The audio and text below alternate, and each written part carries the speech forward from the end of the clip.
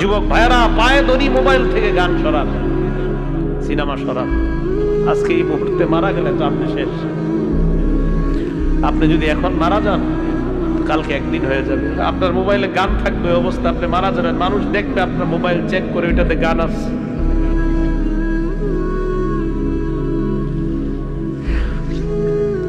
আপনি এখন মারা গেলে মানুষ আপনার মোবাইলে চেক করে দেখবে ওইটাতে গান আছে, সিনেমা আছে।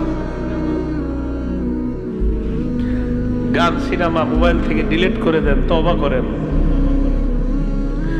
পৃথিবী সাক্ষী হয়ে যাবে যে এই ছেলেটা মারা গেছে, ওর মোবাইল তো সিনেমা আছে, ওর মোবাইলে নাটক আছে। মানুষ সাক্ষী হয়ে যাবে আপনার গুনাহের। মোবাইল থেকে আপনি গান ডিলিট করে দেন, নাটক ডিলিট করে দেন। বন্ধুরা চাপ দিয়ে আমারে ফেসবুক খোলাইছিল, আমারে ফেসবুকে ইসলামী লেখালেখি করতাম। কিছুদিন পর বুঝতে পারলাম এখানে সময় লেখালেখি যদিও আমি করি, মানসিক যুদ্ধে লিপ্ত হইতে হয় ফেসবুকে। মানুষ পক্ষে লেখে, বিপক্ষে লেখে। পার্মানেন্টলি আমি ডিলিট করে দিছি, আমার কোনো ফেসবুক নাই। আমার জীবন কি চলে না বলেন? চলে, আগের চেয়ে ভালো চলতেছে।